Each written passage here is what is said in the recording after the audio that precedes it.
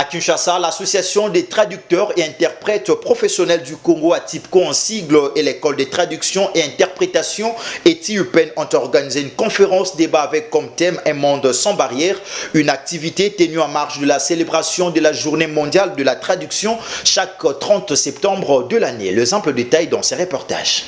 Un monde sans barrières, c'est le thème principal de cette conférence débat organisée par l'Association des traducteurs et interprètes professionnels du Congo, ATIPCO en sigle, et l'école de traduction et interprétation ETIUPEN.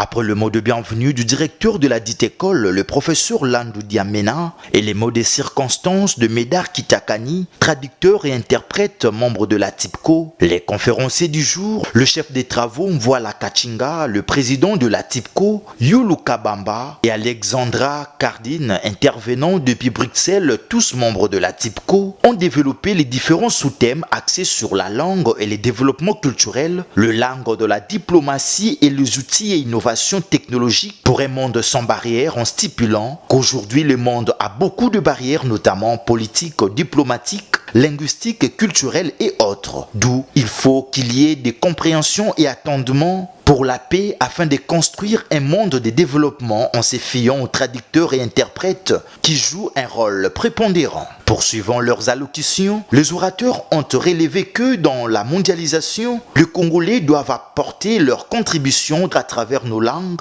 et cultures locales, car la RDC est non seulement un scandale géologique, mais aussi linguistique. Aujourd'hui, le monde a beaucoup de barrières politiques, des barrières diplomatiques, des barrières linguistiques et consorts.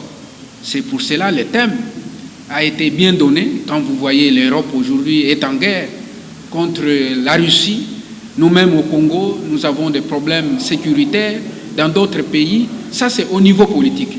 Au niveau culturel et linguistique, nous comprenons que s'il n'y a pas de compréhension, s'il n'y a pas d'entendement, donc il n'y aura pas de paix. Nous, en tant que professionnels des langues, quel sera notre apport pour construire un monde de développement, un monde de la paix? La RDC est dite être un scandale géologique, mais nous oublions de dire que c'est aussi un scandale linguistique. Et la RDC n'a connu que des problèmes, des conflits, des incompréhensions, y compris notamment dans le domaine politique. Chaque fois, il y a des partenaires étrangers qui vont au chevet de la RDC. Encore une fois, ces gens doivent connaître le problème congolais. Ils viennent de différents horizons.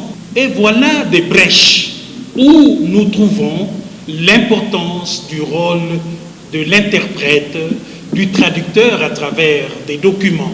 Del Tratos et Depel sont, entre autres, les outils informatiques qui peuvent contribuer à un monde sans barrières, ont-ils conclu avant le jeu des questions-réponses qui ont donné plus de lumière aux différents sous-thèmes exploités par les conférenciers du jour au cours de cette messe scientifique organisée en marge de la célébration de la Journée mondiale de la traduction le 30 septembre de chaque année.